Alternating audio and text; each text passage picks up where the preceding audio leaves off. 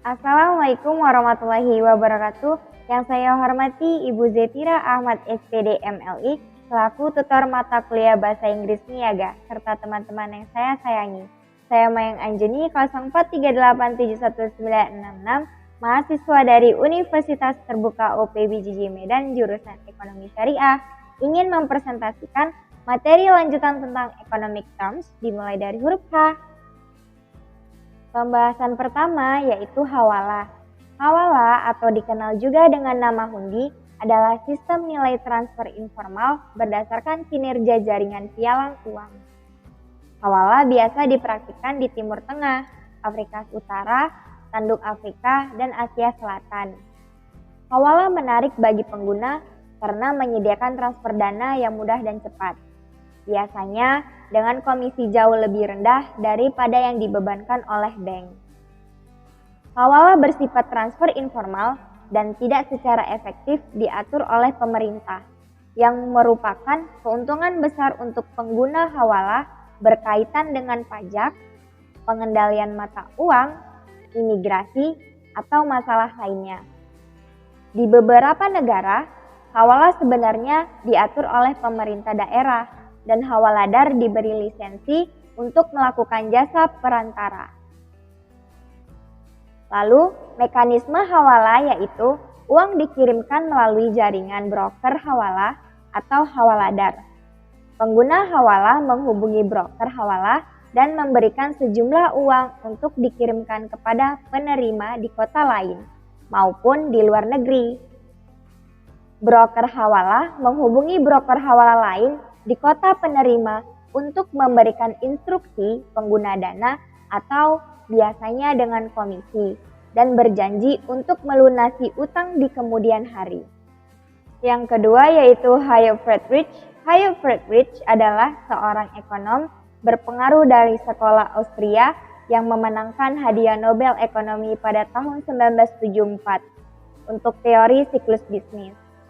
Lahir pada tahun 1899, Hayek kuliah di Universitas kampung halamannya di Wina setelah Perang Dunia Pertama.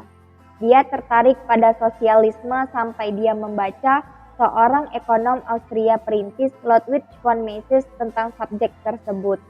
Setelah itu, katanya dunia tidak pernah sama lagi. Hayek berpendapat bahwa siklus bisnis berasal dari penciptaan kredit yang diperluas oleh bank, yang diikuti oleh perusahaan dan orang yang melakukan investasi modal yang salah dalam memproduksi barang yang ternyata pasarnya lebih kecil atau lebih besar dari yang diharapkan. Tapi setelah penerimaan awal yang antusias, teori siklus bisnis Austria kalah dalam debat kebijakan dengan teori umum Keynes. Setelah Perang Dunia Kedua, Hayek menjadi anggota terkemuka sekolah Chicago bersama dengan Milton Friedman. Hayek dikenal sebagai pendukung sistem pasar bebas dan pengkritik perencanaan negara.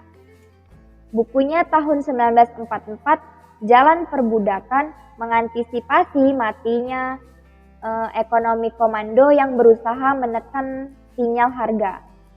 Prediksi ini berasal dari keyakinannya pada batas akal manusia dan memiliki keyakinan pada kemampuan superior kapitalisme untuk menggunakan informasi terbatas secara efisien dan untuk belajar dalam mencoba pandangan.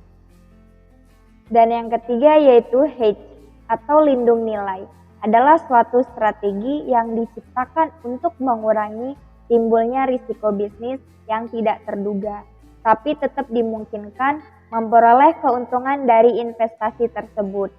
Seorang hedger atau pelaku lindung nilai biasanya akan melakukan investasi pada suatu sekuritas yang diyakininya memiliki harga di bawah nilai pasar yang seharusnya dan menggabungkannya dengan sekuritas lainnya yang berhubungan dengan sekuritas tersebut.